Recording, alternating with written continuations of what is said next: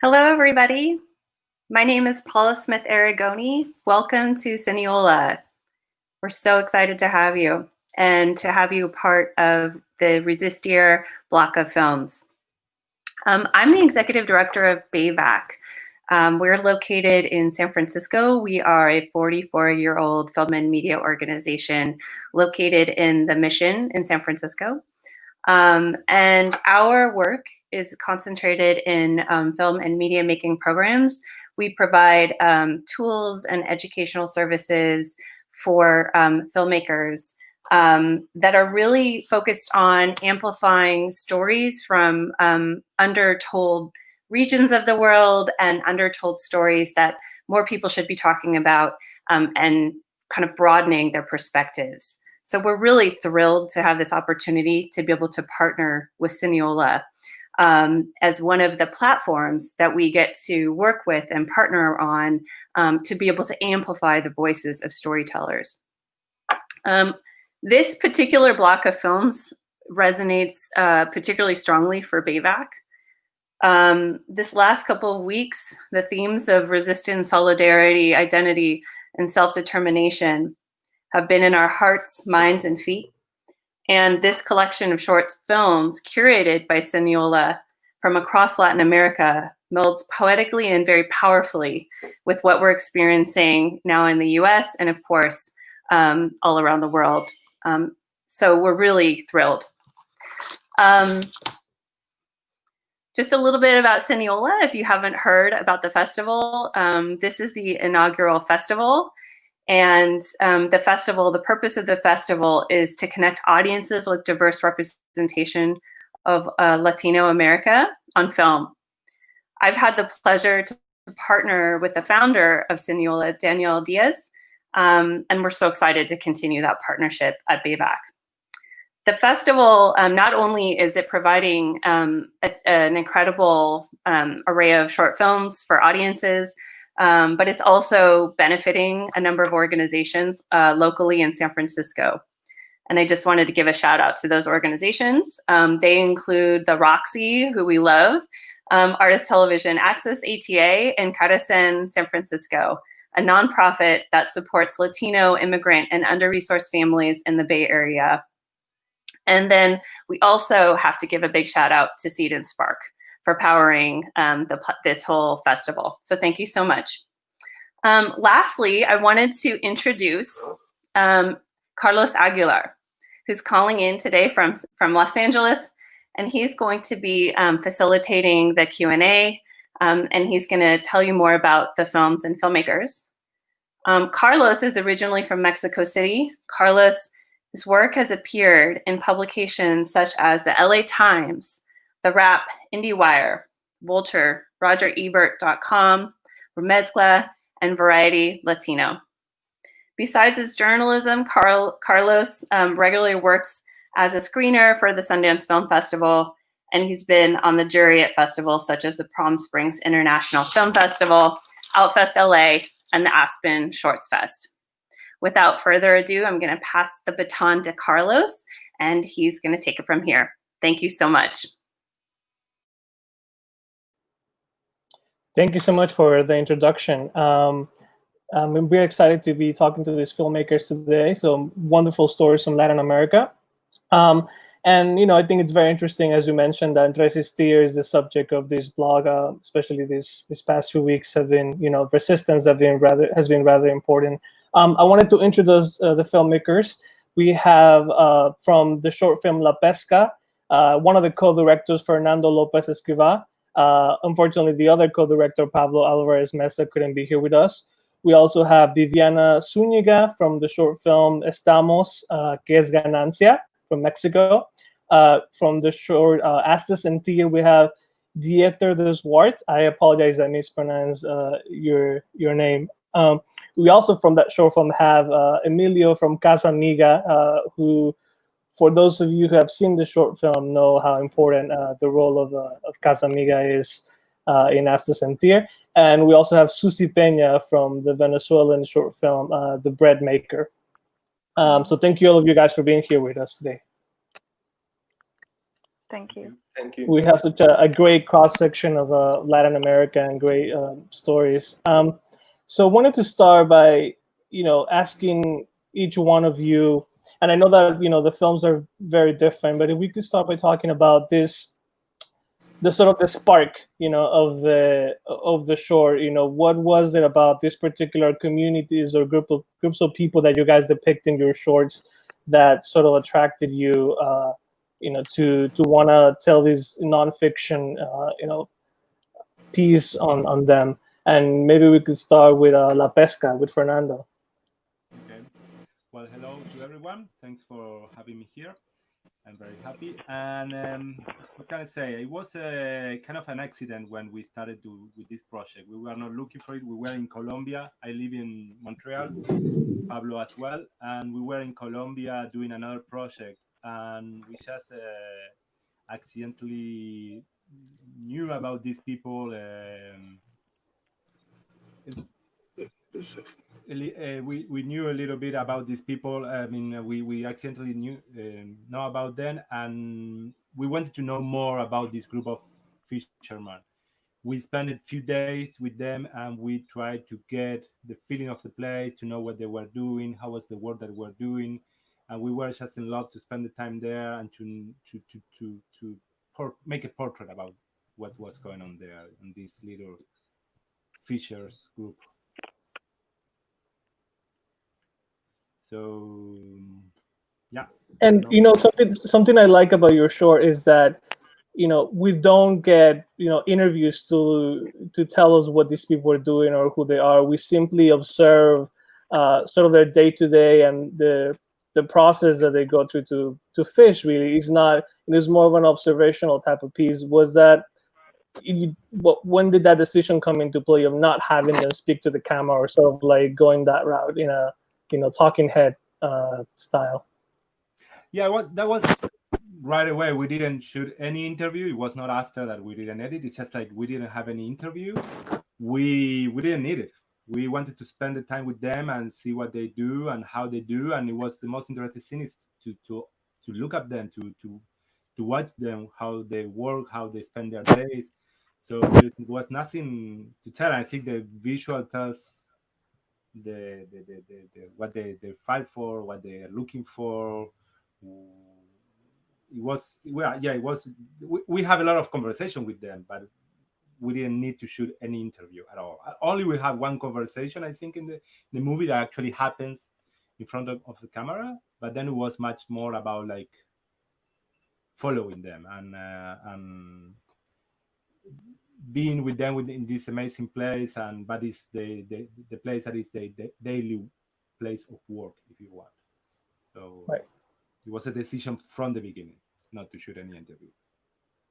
Viviana, with your short, we don't get we do get some interviews, but it's sort of like it's a very lyrical the way you approach what we hear from these people. You never approach the conversations on violence directly. You want to tell us a little bit about the process of deciding how to use the voices of these people in your short?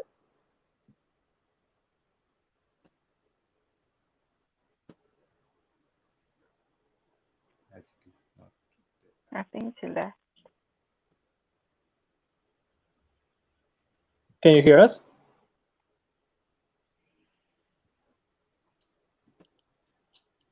Okay, she seems to be having some technical problems. So I guess we could, while she returns, we could move on to Susie. You want to tell us about Meeting Natalia? This is a fantastic documentary on the current situation in Venezuela, though with a particular approach. Let's start with Susie, and then we'll go back to Viviana.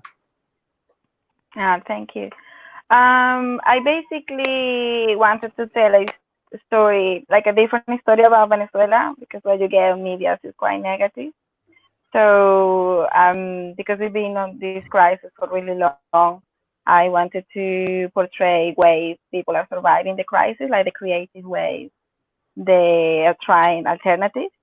And then I met Natalia, and I found her really strong from the beginning, but it was nothing like a story as such. She was just pregnant, and they had a a small community bakery. And then as I lived between Venezuela and London, and then when I came back to London, they occupied the bakery. So I thought this is a documentary. And yeah, and then I just went back time to time, and I filmed them for the period of 2 years. And every time I went back to visit my family, I was filming also.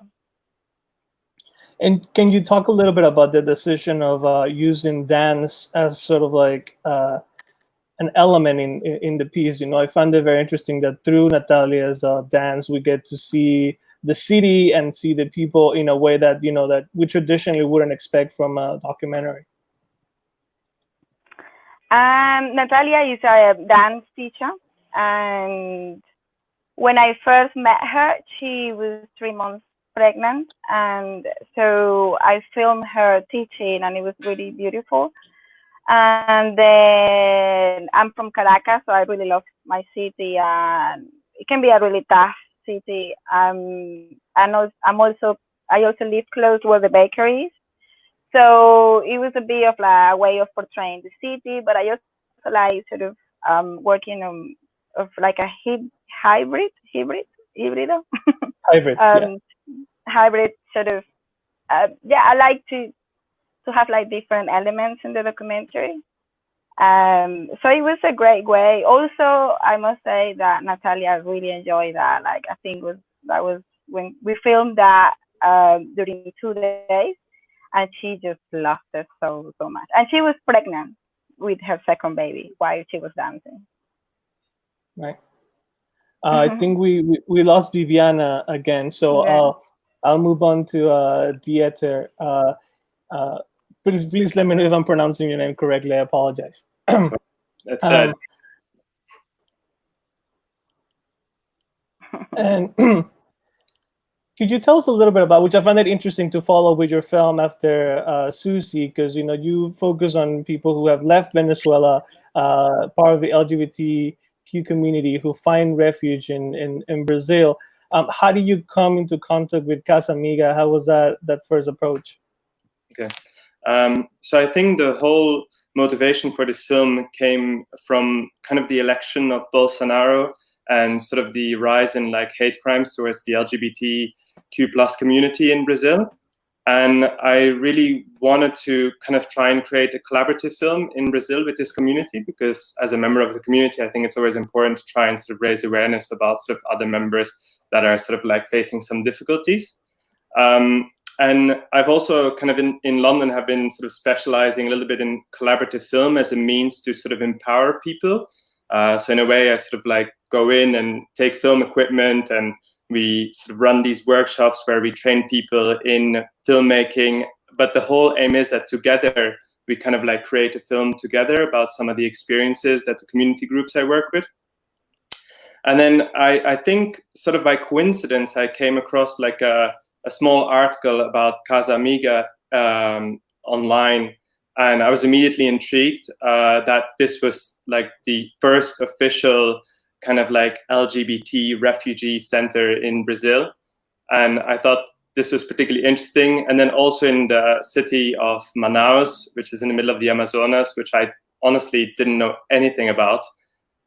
So I decided like to reach out to, like, at the moment, Casa Amiga on Facebook actually, and I just wrote Gabriel a message and said, well, I would like to do this project with you. Would you be potentially interested in like participating? And he like agreed. And I think it was about like several months later that I got on a plane with like 3 camera kits and went to live in Casa Amiga for about 5 weeks. And together with like the people who were living there at the time, we kind of like make this project happen. Yeah, that's how we did it. You know, I find it interesting that you had the residents interview each other rather than sort of like working as you, the interviewer. What do you think that provided in terms of perhaps authenticity, or what was the intention we have having them interview each other rather than intervening as you, the interviewer? Well, I think it's so important because they all share the same experiences, so they know a lot more what they like want to address and want to speak about. And in a way, it's also all about sort of like coming together as a group to try and sort of create this piece of work that then can sort of tell something about their situation. But in a way, as sort of like a more, you know, sort of as a filmmaker with some sort of like knowledge and expertise, I'm there to sort of like help them and guide them in sort of like creating a film that will represent everybody in the best possible way. Right. Emilio, thank you for joining us. I wanted to ask you in particular about, you know, the trans experience that's portrayed in the film. You know, recently, in the past few days, there's been a lot of conversations online about, you know, trans women sort of like being targeted. Can you tell us a little bit about that? You know, how do trans people, you know, what's the situation for them in Brazil, you know, especially for these women that are escaping Venezuela and finding refuge in Brazil? Is the situation any better, perhaps? What are some of the, you know, the situations that trans people face in Brazil today? Thank you for having me. I was yesterday talking about the situation with the other staff of Casa Amiga. We are 3 now. Gabriel is no longer with us. I need to rephrase that because it seems that he died. He didn't die. He just went to work in personal projects. He's still alive. Sorry. So the situation is quite complicated.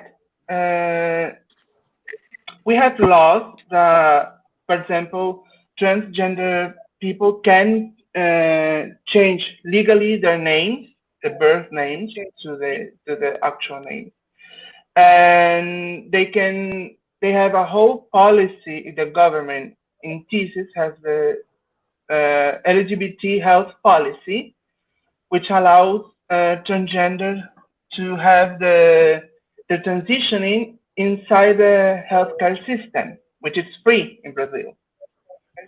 But most people do not get access to that because they have the barrier of prejudice.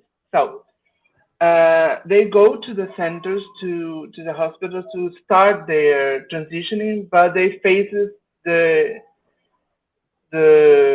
people who take care of the place, the nurses, the doctors, who are not with enough empathy to deal with people that are so desperate for assurance themselves, because they know who they are. But people we all need validation for existence, even for our parents or our friends. We're always looking for that. But the transgender community in Brazil does not have that. Even we have laws. So for Brazilians, that situation. For foreigners, it's more complicated because they face the very language. They face the fact that they will not be accepted as a member of the LGBT community. They will not be accepted because they are not Brazilian. They will be faced the language barriers. So how we work in order to build a defense in their minds for the prejudice that they will face, because we as a LGBT community in Brazil, we know how to work our way around prejudice, so to speak. So we know it's there. We know what we're going to face it. But when you add the fact that they are refugees, you add the fact that they are not Portuguese speakers, so they are learning a new language. You add the fact that they are not used to the kind of prejudice that we have here. Here is different, I believe, from other places. In other places, the prejudice, I think is more in the face. Like you can literally feel the prejudice. Where here is more subtle in some cases. Here is more, there are times that it's more in the face. So it depends on where you are. So we always, in Casa Amiga, for example, we always, when they go to healthcare systems, when they go to search for government agencies or other services, we usually go with them in order to avoid that kind of situation. And if we face that kind of situation, we will be able to, at the time, face it and make a complaint and go through the system to avoid that happens to another person. Great. Thank you so much, Emilio. Now that we have Viviana back here, I wanted to ask you about the use of music in your film as a tool of resistance for the small town in Veracruz, and and sort of the use of that music with the voices of these people without having to address violence directly. Could you repeat the use of what? I'm sorry. The use of music as a tool of resistance for this community, and also the way they use the voiceover with their testimony without having to directly address violence. Yes. Well, I met these people. I am a member of the community of Son Jarocho, these musicians, for several years, for like around 6 years, and it started to be a documentary of this character of Tío Lape, which is the elder man. But as I was going through the process of filming, I realized that the whole drug war and the violence that is lived all over the country in Latin America is very affecting communities as this one in Santiago Tuxtla, Veracruz. So it was for me very important to portray the way the music has let them survive, and not in a romantic way, but in a very metaphorical way, because they write about everything they feel, and it keeps a little bit of the fear away. It keeps a little bit of the anxiety, of the sadness, because all of us that are involved in, I think we are all involved in this drug war, because we have all had some family member, some friend, someone that we know close to us been affected by this. So for me, it was very important to talk about that and put these two people that we don't really see, which is a young voice and an adult voice, for anyone to see the documentary and identify the wise man, the man that knows from the experience, and then the young man that maybe won't have that experience, but they're having a sort of a talk, and they're going back and forth in what they think is right now their town. Great. Susie, I wanted to go back to you and talk a little bit more about Natalia as a character that to me is very interesting, because she's not from Venezuela, but chooses to be in Venezuela, which I think, it's interesting when you think about so many people leaving, she decides to willingly stay there. Was that something that you found interesting about her in particular? Yeah. Yes, she's really committed to the community. She found her place in Venezuela. I think there's many sort of activists that are being killed in Colombia every day, and I think she feels her life is more safe in Venezuela. She just kind of find also more opportunities in the dance field in Venezuela when she arrived. Also, she arrived in a time that the oil were really up, like Chavez was on power. There were a lot of like social policies, so she really sort of enjoyed all this like economic boom in the sort of 2005, 2006. So she just fell in love with that. I mean, sort of like Venezuela sort of gave her the opportunities that Colombia couldn't back in that time. And then now she just found her community. She's really, really committed to them. And she just kind of feared for her life moving back. She moved back to Colombia. That's interesting. With the topic of resistance, Fernando, can you tell us a little bit about, how difficult is it for this group of people to live off of fishing today? You know, what is sort of like how feasible or how easy or difficult it is for them to make a living doing this? It's hard to know, you know, because we didn't follow them in their daily life other than in the beach where they are.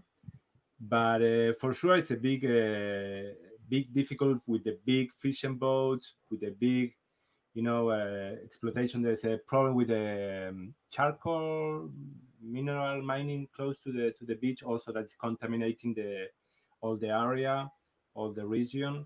So yeah, for them it's very difficult. What they do as money is very, very little, and they spend the whole days, and it's very hard work. So it's a very, I would say, complicated way of life. I don't know, because they have their life. They're super happy people. They spend the day. They have what they need. They're really okay.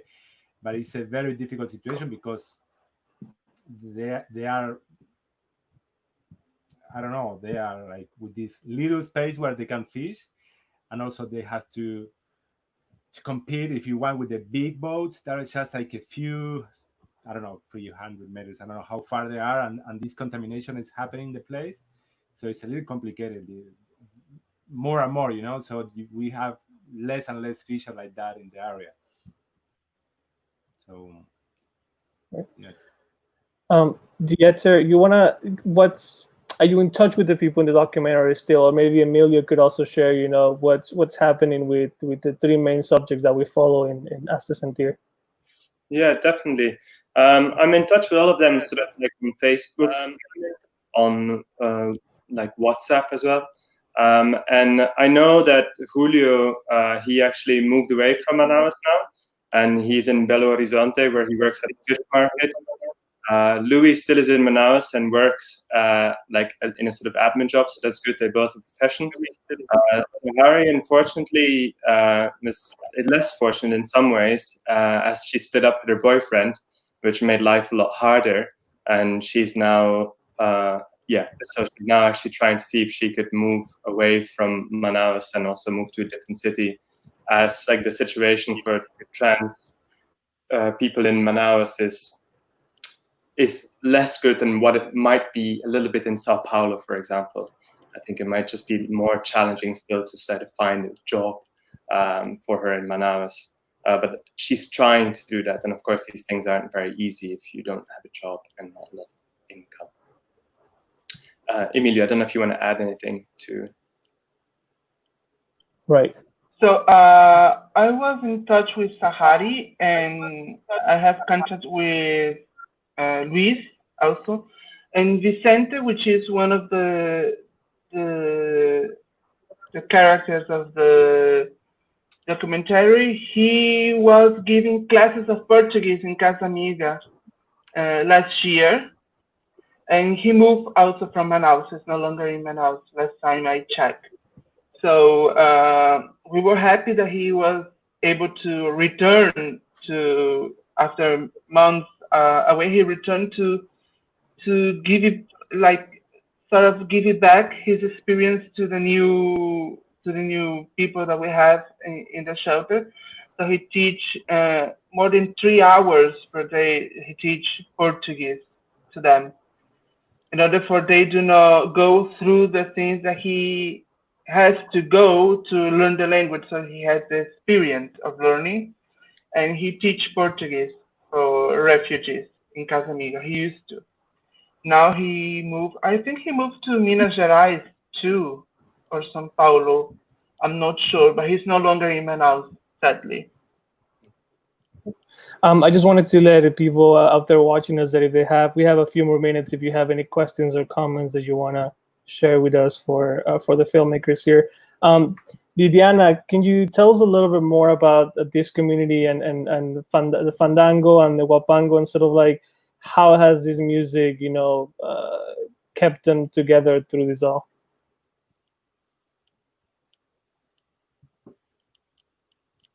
Carlos, Viviana, could you repeat the question, please? Sorry, yes, I get caught up.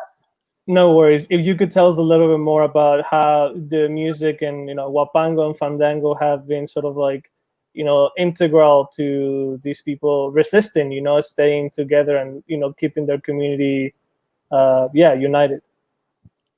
Yeah, Son Jarocho and Fandango, which is a traditional fiesta or party for this type of music, has been going for more than 400 years. And this music the character of it has always been resistance, has always been, it is the mix of four cultures, the African, the Indian, the Spanish, and the Arab. So these four, how would you say, raíces, have helped out to make the music and reflect what it means to be jarocho, what it means to be all these culture, but because it gave you like a little bit of each of these razas, which have been going through a lot of, marginización. They've been going through a lot of problems and mostly discrimination. So music has always been a way for them to explore, to be able to express what they feel, who they really are, in hands of other towns oppressing them, or other cultures. Right. You guys want to share with us sort of like what you guys are working on now? Perhaps Fernando, are you still working in art fiction? What's your next project? Well, right now I'm doing a short film, writing a short film that I'm looking for grants, and I'm editing a documentary that I shot a long time ago about a boat. They go all through Paraguay. So this is the only transportation that there is to go to the northern of Paraguay during the rain period. So we follow this boat and some communities around where the boat stopped. So the boat brings everything: people, food, animals, boats, cars, whatever. There is a place to put in the boat. So we are trying to get the same feeling of La Pesca, to be observing the place, the ambience, the time passing, and just discovering the trip being there. Yeah. Susie, you want to tell us if you're working on something else? Yeah, I'm working now on my first feature documentary, and it's about a gray activist from Uganda that she's a refugee, a trans woman. She's a refugee now in Kenya. So is her life, and she's gonna travel soon to Sweden after all these coronavirus problems pass. So yeah, I'm just gonna follow her story in Sweden. That's interesting. Well, seems like a good there's a connection there with what the short film Hazte Sentir is doing. I don't know if you had a chance to see it, but I feel like there's a connection there. Yeah, I was super interested to watch the film. I that's what I asked to CiNEOLA to pass also the films. And I really enjoyed it. It was great. It was really, really good. I mean, unfortunately, in Kenya, the situation is really tough. It's really, really, really tough. But it was very inspiring to see also the stories of the Venezuelans. I was, I don't know, it was really great to see that short. I really enjoyed it. And yeah, it's great to portray those stories. I think we really need to put out what's going on in the lives of these trans women. Mm-hmm. Right. Dieter, you want to tell us a little bit about what you're working on next? Yeah. So working on a few different things. I'm working on a very small personal project. I lost my mom earlier this year, but I'm kind of making a very personal film about me having a conversation with actually a social chatbot over the past 6 months, which is all about sort of like dealing with grief. But the film is actually talking about sort of dealing with grief through talking with a social chatbot, like a companion AI. And next to that, I also have a few like collaborative filmmaking projects going on. We work on one film actually with like women who've experienced or are experiencing mental ill health, but that's kind of on pause now because of the situation. And I'm actually also hoping to actually start working on a collaborative film with an organization here in the UK that supports LGBTQ+ refugees, but in the UK itself. So that would be exciting. But that's still all sort of in development. Viviana, can you still hear us? Yes, I can. You want to tell us, you're working on something else, and added to that, I know there's been sort of like an uproar with the Mexican funds like FOPROCINE and Fidecine. Not sure if that affects you directly in your future projects, but do you want to tell us a little bit about what you're working on next? Yes, it definitely affects every one of us as directors, producers, and as workers of the film industry. They have eliminated one of the few funds that was left. We are still fighting back, so they don't do this. So in Mexico, we don't have that many opportunities to apply because it's very hard, to get this. The competition is very high. But in the same way, it gives us a lot of incentive to keep fighting, to keep we won't step back in this fact that we want these funds back, that we deserve to have more funds, and in the search of other countries also to help us out and develop this and tell these stories we want to tell. And the next project, I am also in the development of my feature documentary film, which is a film about two female bull riders that want to emancipate themselves from the masculine world of Mexican rodeos, or jaripeos as they're known here. And well, it's really a film about standing up in a rural conservative society.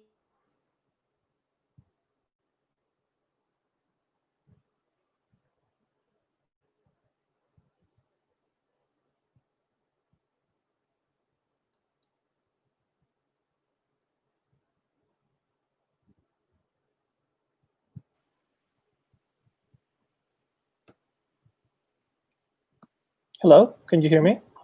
Yes, I hear you. I hear you. I apologize. For a second I lost you. Before we wrap up, I wanted to move on to Emilio. If you could tell us a little bit about, how can people support Casamiga, or can learn more about Casamiga? So we have a social media on Instagram, Casamiga LGBT.